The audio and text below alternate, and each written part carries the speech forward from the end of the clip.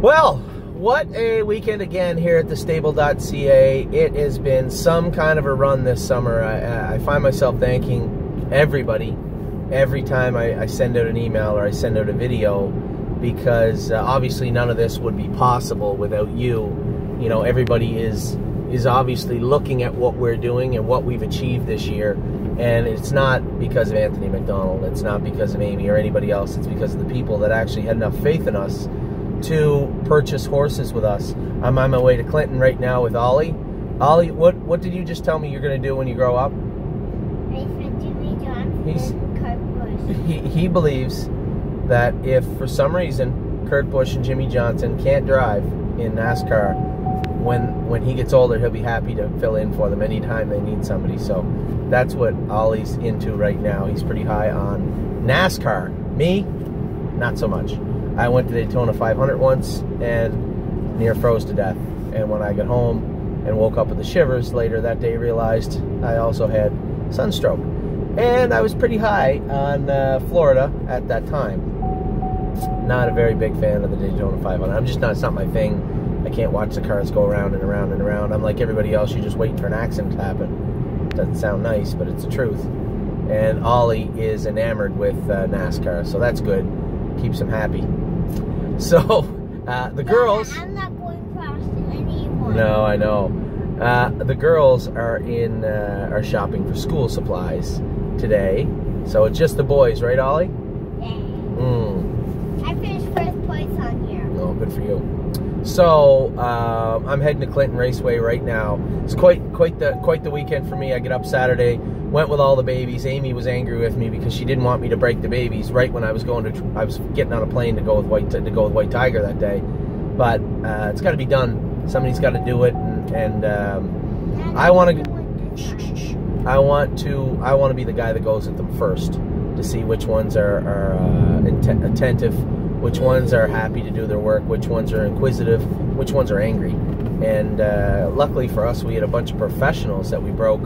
We have 11 horses in the barn. You guys know about 7 of them. We're going to start trickling out the other 4. There's going to be a press release come out next week about one of them in particular with a cool thing we're doing with the local hockey team. So, back to what I was saying, we're going to Clinton. I'm going to race Hard 8 in Buckingham this afternoon for Kevin in the grassroots up here. I actually love going to Clinton. It's a beautiful track. If you've ever been there and you live in Ontario, take the time one summer to go up to Clinton. It's beautiful. The track, there's a hill on the far turn, and you can sit right on the hill, and it's right against the track where the horses race, and it's actually a really, really cool perspective of horse racing in general. So the grassroots portion of racing, I always love that. It reminds me of home, and I love coming here. So I'm going to Clinton right now to race. Yesterday, obviously, we were in the Meadows for White Tiger and Stonebridge Simba, and I feel bad. You know, last week I'd sent out a couple of emails, and I was talking about White Tiger, White Tiger, White Tiger, and I forgot. I didn't forget. I did forget at the time, but Stonebridge Simba has made a very good count of himself this year in Pennsylvania. Unfortunately, he didn't get a great trip yesterday, and he ended up making a break, I believe, and he's going to have one start left, I believe, in the Liberty Bell at Philadelphia, and that'll be it for him. But he has nothing to prove to anybody. This colt has been lights out all year. 1, 2, 3 every start, racing good. Was ahead of White Tiger heading into the final race, the final elimination race of the year. Still ended up 5th or 6th, and his race tremendous for our clients and his owners all year long. So Stonebridge Simba definitely deserves recognition for what he's done in 2018. White Tiger raced great yesterday. I got away. I had him near the gate. For those of you worried about putting him on the gate, this horse has turned into an absolute intelligent athlete. Exactly what I was praying would happen was that he finally understood what his job was and how to do it, and he had it going on yesterday. Now, 8 holes is a tough spot to leave from, but take nothing away from the winner. He had the 9 hole. I got away. I didn't drop him down to the rail. I didn't want the horse in front of me on the inside getting out in front of me and stogging my flow, so I just laid on the outside of him around the first turn and pinned him in. And then when I got underway, I was kind of hoping just to catch the flow of is this my street here? It is. I was kind of hoping just to catch the flow of Demon on the Hill, and then Dave Miller get out in front of us. It didn't matter. You know, unfortunately for him, but luckily for us, Prospect Hill made a break in the last turn, and we get drug up into it real good. I think if Demon on the Hill had stayed where he was in the last turn, and I could have just moved too wide and attacked, I think we're in the winner's circle. But I can't blame him. I mean, he was trying to win too, and he moved out. He moved out coming out of the turn, shoved me 3 deep, and I just got beat. I got beat ahead. I thought I had them measured. I thought halfway down the lane I was a winner, but you know, Jimmy Takter's horses have no quit in them, that's for sure. And he just held me off, and it was just an exciting race. 2 years in a row now we finished second in the toughest jurisdiction on earth in Pennsylvania. So keep that in mind about accomplishments for TheStable.ca and what we've all done. We had 2 of the best horses in the best jurisdiction on earth in the trotting side 2 years in a row. So very proud of what we've done in that jurisdiction and in that regard. White Tiger raced tremendously. Now, the talk of the racing world this week directly came from us. Originally, anyway. Swandre the Giant, for those of you who didn't catch it, if you're living in a cave or under a rock, was sold. Sold out of Indiana. It went 7 for 7, the big Swandre did. You'll remember him. He's a graduate of TheStable.ca. We sent him to Indiana, and I never thought about it. He wasn't under a stable name because he never needed to be. There was only 4 owners. Any more than 4 owners and you need a stable, he always had 4. So nobody really knew where he came from, but we know where he came from. He came from us. He was sold yesterday for a cool $1 million American, which is an insane amount of money to pay for a horse. So he too will be joining the Jimmy Takter burn, and he will be coming to Ontario, where him and his former training partner will hook up again this week coming. White Tiger and Swandre the Giant will both be in Ontario for the Wellwood. So that will be a cool thing for us for sure. Very proud of and happy for the owners of Swandre the Giant. They did very, very good, both Paul and Brian and Terry and Rich. Congratulations. That is a lottery ticket. That is a once-in-a-lifetime occurrence. Couldn't happen to nicer people. Good job. So, that's Swandre. That's White Tiger. You know, and we'll talk about a bunch of other things in this opening video, but the one horse I don't give a lot of credit to, and it's unfair, and I know the owners of this horse sitting back, and they're very, very, you know, patient and quiet, and they know what goes on, is Cruising in Style. And I don't talk about Cruising in Style as much anymore, and that's unfair. He's been one of the better horses in New York all year. He was second in a track record at Batavia the other day, raced unbelievably well for me on Hambletonian Day, and has always kind of been in the shadow of Lawmaker, and that's not really fair to him. This colt's done a lot. If we had no other horses like Cruising, you know, we didn't have Lawmaker, you know, and those horses, Cruising in Style would be a happy standout for us. Cruising in Style is just turned into a tremendous horse. It took a long time, but he's finally now learning how to race. They've been able to race him out of a hole. They've been able to race him from off the pace. I got to race him on the front, and he come back wise after that race. You know, the horse is finally getting it, and there's no stopping him now. You know, he's going to put on 100 pounds, and he is going to be a tremendous 4-year-old, and I really believe that. This colt's got an abundance of speed, and he's smart. So, for the people that own Cruising in Style, obviously, I'm going to stop short of an apology because we do mention him, but I don't obviously think he got the credit he deserves, especially this summer. And it had very little to do with his last start, even though it was an incredible mile. Just in general, the horse has been good all year, right from day one. So congratulations to Cruising in Style and the people that own him. Just a tremendous horse, and he has got a very, very bright future for sure. Another horse we need to talk about, Warwie Ultra, raced last night. Bit of a tough trip. I was a little hard on myself and told everybody what I thought about the drive I gave Lawmaker. I don't think that I gave him, I think I overdrove him, and I rarely do that with this horse, but the way he crushed them in the meadows, and it was an easier bunch, I get that, but the way he crushed them in the meadows, I just thought it would be okay if I had a position where, you know, Alarm Detector hasn't raced as well this year, and he was parked all the way hard around the first turn. I got Andy Miller on the front. He's about to let Trevor go. I thought I had a good chance to pin him down. If I clear to the front, get the brakes put on a little bit, rest Lawmaker, some horses are going to come first over and second over. Andy Miller's going to stay along the rail and wait. Maybe he doesn't get out. Maybe I got him pinned down. Trevor's not going to do him any favors. So he's not getting up the inside. And if there's no room in the outside, maybe I got a shot to win with Lawmaker. So I took my chance. I moved him to the front. I overdrove him. He got weak. He got weak down the lane and ended up getting beat. And first time I've ever seen Lawmaker beat hard, fair and square. But these are the best horses in the world. I mean, that's going to happen. I simply shouldn't have moved the horse in hindsight, and that's on me. But I had a chance. I thought I had a chance to really take control of the race and win it, and I took it. I took the opportunity, and you know, sometimes you know, we race horses for a living. That's what we do. And sometimes you're going to make mistakes. Sometimes you're going to look like the hero, and sometimes you're going to look like an idiot. And I think I did a very good job with White Tiger in Pennsylvania, and I don't think I did any. I didn't help Lawmaker at all in Ontario, and that's a little frustrating for me. But again, that's racing.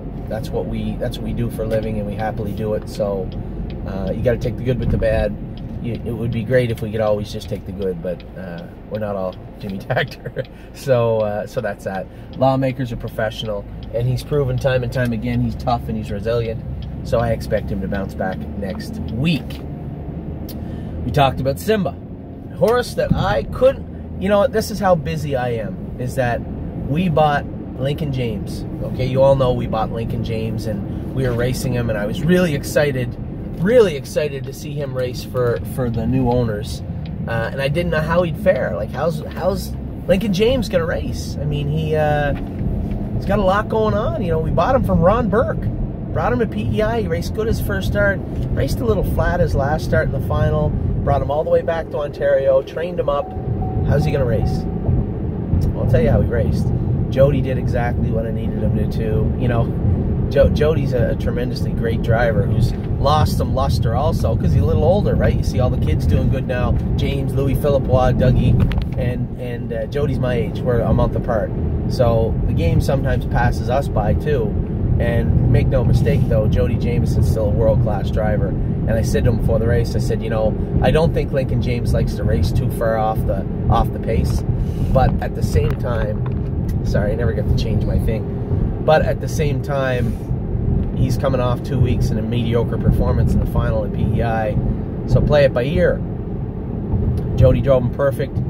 I warmed up Lawmaker. I didn't even look up until coming out of the last turn. I said, oh, Jesus, James is racing. I look up, and I see him. He wheels him 3 wide out of the backfield, and he is flying down the lane. Gets just beat at the wire, what, a half a length, quarter length or something, whatever he was beat. Just gets beat, though, in 149 and 3. His own last quarter in 26 and 1. From what I could see on all his lines, it might have been the best mile of his life. So, very, very happy. I really didn't know what to think going in. I'm like, you know, he is coming from Burke's Barn. I'm a little gun shy, but at the same time, Harry had him ready to go. He had him prepared well, healthy, sharp, sound, and the horse raced awesome. So, congratulations to Harry. All of our new owners in PEI, congratulations to you. You got yourself a 49 pacer and a horse that's going to make some waves here in Ontario, I believe. It's not a big jump from where he was right up into the backup class or open, and I think this horse proved that he has no issues racing with some very, very good horses. So I was super excited to see Lincoln James finish second in 49 last night. Jody drove him great. Harry had him ready to go. And for all you guys that own him, I'm very, very happy for you. This is what TheStable.ca is all about, and I hope we have a lot of fun with this guy moving forward. Talked about all the yearlings we broke. So between the emails from people saying they're sending us horses and the horses we actually purchased over the last week, our number's actually around 19. We have 11 in the barn right now. 8 more are supposed to be on the way. Obviously, we're not going to check that box until they're actually standing in the barn eating our feed and hay. But we're supposedly having 19 so far. A lot of sales coming up.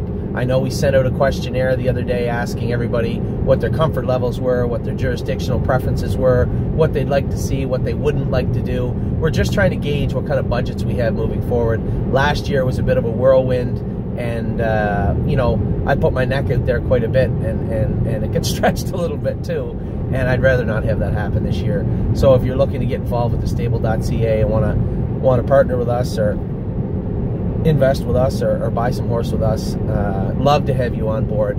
But I'd love to be able to get a feel for who you are, what you'd like moving forward. So give us a hand, fill out the questionnaire, send it back in. I'd really, really appreciate it very much. So those are yearlings. Sunshine's Finest races next week, also in the big Grand Circuit event. I don't want to make a mistake here. It was the Simcoe or the Champlain. I'm not sure. One or the other. And don't bother emailing me. I can find out in 2 seconds. So he's racing this coming Friday. Sunshine's Finest will be starting his stuff, obviously coming off a gargantuan mile of 153.3 after being off almost 5 weeks. This is why we rested this colt. And this is, I've never had to prepare a 3-year-old in his 2-year-old season, but I think this is going to be a legit 3-year-old, and the last thing I want to do is go to the well as a 2-year-old. I think we have a very, very talented horse, and I want to stick with it and make sure that he stays good. So Sunshine's Finest is going to be racing Friday night at Mohawk. Maintenance Man, although he get beat up a little bit his last start, he's got a grassroots event coming up at Mohawk this week. We're going to be racing him in the grassroots road. Again, another horse we think is going to have a bright future at 3. Don't want to hurt him at 2. He's made $20-some thousand. I'd like to see his bankroll get to 40 or 40-some, which would get us maybe half, a little more than half, I think, of our money out that we put into him as a 2-year-old, which is more than fair considering how good this colt looks like and the trajectory he looks like he could be on as a 3-year-old. So for me, protecting Maintenance Man these next 3, 4, 5 weeks of his racing, 2-year-old racing season, very, very important. Do not forget we have a 2-year-old here that won not once, but twice in 153 as a 2-year-old. Don't get too many of those coming around either. So Maintenance Man, a horse that we're really looking to finish off the year with a bang and put him away nice and fresh.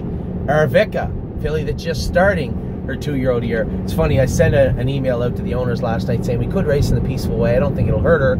I don't think she can win. But what are your thoughts? I like to gauge our ownership groups from time to time, get a feel of who we're dealing with and what their thought process is. For me, I would like to wait and race her in a couple more overnights and bring her along, thinking that, again, this is a horse that we are focusing mainly on her 3-year-old season, trying to put some money away at 2, but focusing on her 3-year-old season. It was almost a split decision. Half the group wanted to race her and half didn't. I think we're gonna err on the caution on the side of caution and race her in the overnights. Very, very nice filly. Can leave, can finish up. I would like to see her put away her rivals the other night with a 28 finishing quarter. Didn't happen. She finished up well. I think the hobbles were a little tight, zapped some of her energy. We're going to make some adjustments to her equipment this week and see if we can't get her a little more comfortable in the mile. But really, really, really putting it all together and looks smart. Looks like a smart filly. Exactly what we need for the rest of the season and heading into the fall and in the turn 3-year-old season from Arvika. So no disappointments here. Really, really talented, nice filly there.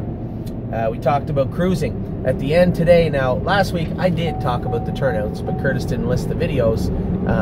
Not a big deal. Maybe it didn't upload right. I have no idea. But we'll talk about the turnouts this week. So that is everything going on. Keep in mind, everybody, we have sales coming up. And I think the format I had for the Ohio sale was fair. We have... I do want to talk about one thing before I go. We have, obviously, Goshen, the Ohio Sire Select Sale. This is the one I really want to focus on for those of you out there that are interested in Ohio. This is the sale. But we are going to have to spend, if we want to get 8 or 10 quality animals, we're going to have to spend $300,000, I think, American, obviously, in the States. So for those of you out there saying, geez, I want to focus on some Ohio breds, we want to focus on them too. They're not going to be giving them away in Ohio. It's a huge program. It's becoming extremely, 1, a little more pricey, but 2, you see a lot more names popping up. The Tactors and Burke. Obviously, Burke's just down the road, but, buddy, stop. You see a lot of these big name trainers. Brian Brown's crushing again. this has been a great jurisdiction for us this year with See You in Tuscany, with Twinsburg. You like that, horsey? See You in Tuscany, Twinsburg, yes, West 52nd, and of course Also Pine. These are horses we bought for value prices last year, but you're not going to find them every year. We're going to continue to try and weed out some great value purchases in Ohio, but if we want to remain relevant in Ohio, then we are going to have to also spend some money. So, for those of you out there wondering, you know, what's going on for the future of the stable, we want to focus on Ohio. You know, we know what butters are bred. Just look at the program this year. Ohio, we did well. Pennsylvania, we did well. Indiana with Swandre, obviously, we did well. And in Ontario. Those are 4 jurisdictions that we're going to focus on. We are going to be buying some New York breds. I did have some clients email me after the last video and say, hey, Anthony, I know you're not a big fan of New York, but we do have a lot of New York clients. We do want to buy some horses for New York also. We will. So I'll tell you what I'll do. We're going to bump it from 2 or 3 to 3 or 4 or 5. I'm probably going to cap it at around 5 New York breds to buy this year. Until they want to change the way that they do business in New York, I'm not going to bend over backwards when you have jurisdictions like Ohio that do everything for us. Indiana, that don't even know us, that want us there. Pennsylvania. These are places that understand the importance of getting new owners in the game and understand that they have to keep it easy, they have to keep it simple, and help if things get tough for us. And New York doesn't. They just don't. You know, it's not. I don't like doing business in New York State in the racing. And listen, when I go to Buffalo to get licensed, the licensing agents there are very nice people, very helpful. But when you talk to the New York State Wagering Board, when you talk to the licensing people on the phone, these are government people that just don't care. You know, they just strike me as people that don't understand the amount of time and effort we put in. We put in to bringing you out, getting you to the races, getting you licensed. You know, we put a lot of work into making this happen. And if they're not going to reciprocate any of that, you know, and the people that own our New York horses, especially Cruising in Style, you know exactly what I'm talking about. And I do not appreciate the way that business is conducted in New York State as far as the racing. I love our New York clients, and I will bend over backwards for you, and I'll try and get some horses. But when I talk about wanting to go out and spend money in jurisdictions, these are going to be jurisdictions, 1, that we do good in, and 2, that want us there. And New York is not either one of them just yet. We haven't even raced a horse outside of Cruising in Style in New York and New York Sires that I'm aware of, except for Oh Hello Blue Chip back in the first year in the Excelsior series. And New York is like everywhere else. Great people to deal with at the tracks, nice horsemen, nice drivers, colonies, just great people. But just the actual governance of New York, they have to really get their act together, because for me, I know how hard everybody works, not just us but our clients, to get licensed, to get to the track, to watch the races, and it just seems like New York doesn't care. And I know how much Ohio cares. I deal with those people on a regular basis. The governance, the Ohio State Racing Commission, the judges, they're all very, very nice people. They talk to you, very, very nice. And then you deal with New York, and it's like, yeah, whatever. And I just don't appreciate that. So for us, we're going to buy a few New York breds, but our 4 biggest jurisdictions for the foreseeable future will be, as usual, Ohio, Pennsylvania, Indiana, and Ontario. I say Ontario 4th, not because they're in 4th position, just because I don't think it's going to be easy to purchase a horse in Ontario this year. The program's getting stronger. There's more mares that were bred going into this year. Ollie. There's more mares that were bred going into this stake year. So I think it's going to be difficult. That should dilute the price. I don't think it will. I think the best horses are still going to be overpriced. And I think the worst horses you don't want. So you're looking to buy some mediocre horses that might be able to step up and be good horses. And for me, that's a concern. So we're really going to have to be careful with our shopping in Ontario. I believe, maybe I'm wrong, maybe we'll get to the sale in London and look at Ontario breds in Lexington and Harrisburg that really are affordable. And in that case, so be it. It's going to be a green light at that point. We're going to buy some horses. We have a lot of Ontario clients. But for us right now, I think Ohio, Pennsylvania, especially Indiana, I'd love to get into there. I love their program. Ohio, Pennsylvania, Indiana, and Ontario are 4 biggest. We are going to buy some horses in New York and other places. I think we're looking to buy 1. We're going to talk about that in a minute. But for Illinois. But we're going to stick to that going in. So please, for those of you out there, fill in the questionnaire. Give me some info to work with, so that I know where I'm going. this fall. We're going to start advertising and marketing next week and in all the jurisdictions for TheStable.ca heading into the sales. So my last piece of business, the last 5 minutes and 3 seconds of this video, or less than that, we'll be talking about what's going to happen Monday.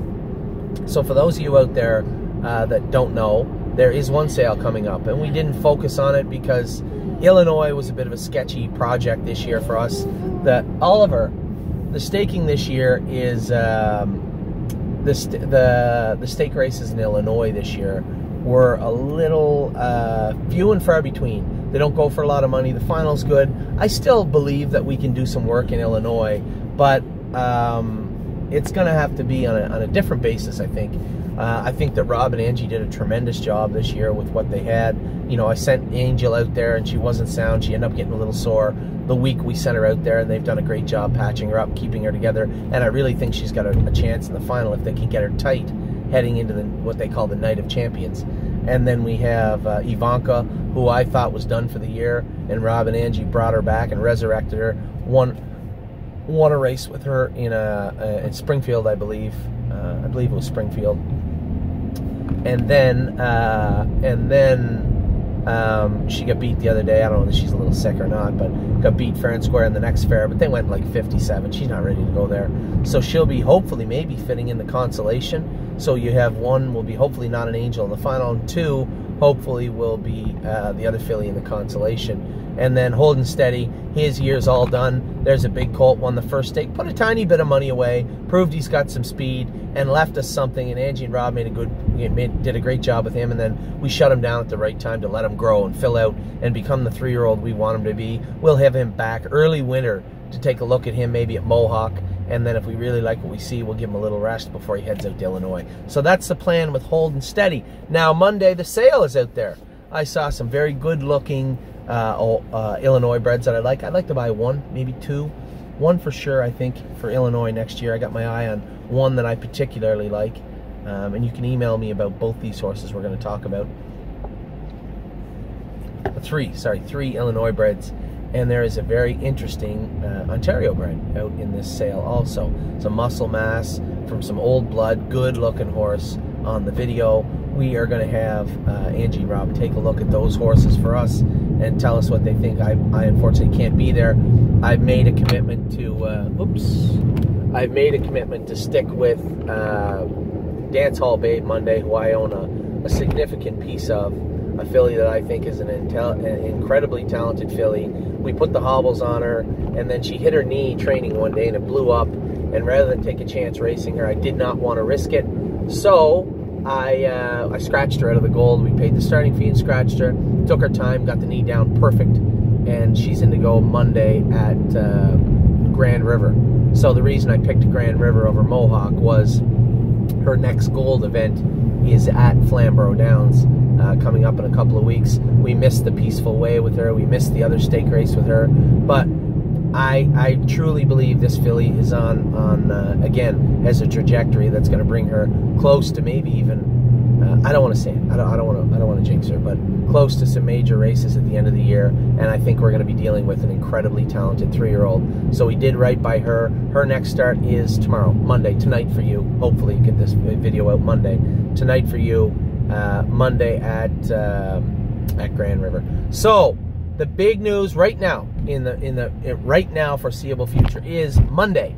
We will have our agents, if you will, our trainers at the sale in Illinois. We're looking at 3. I'd like to get 1 Illinois bred, and I'd like to have a real good look at that Ontario bred, the muscle mass. The biggest reason being that there's a lot of muscle mass that's selling in Ontario, and there's a lot in Harrisburg and Lexington. And I don't think anybody's going to reach out and jump in and buy this guy out of Illinois. But I think it's something we should really take a look at. I am, another one of our clients, a couple of our clients are on board to look at this horse. And if we like him, we're going to...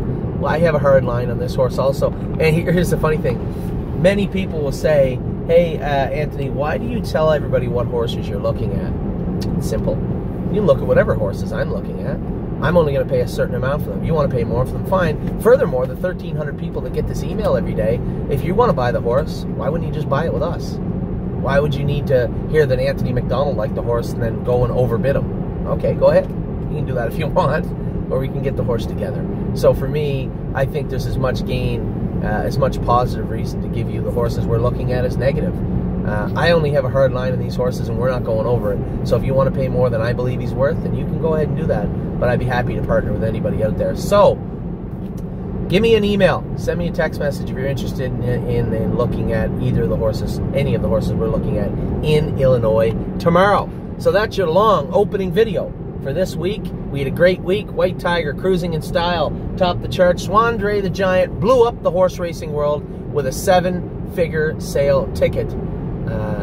Again, congratulations to the guys that own him. And Lincoln James, Lawmaker, had a tough trip. We'll blame Lawmaker on me and leave it at that. And we will be back next week. So I'll be back in a minute. We'll talk about all the stables. We'll talk about all the horses. Give you a little heads up on some of the yearlings we already have in our midst. And then we will talk about all the horses that are turned out. You will get that video this week also. Back in just a minute.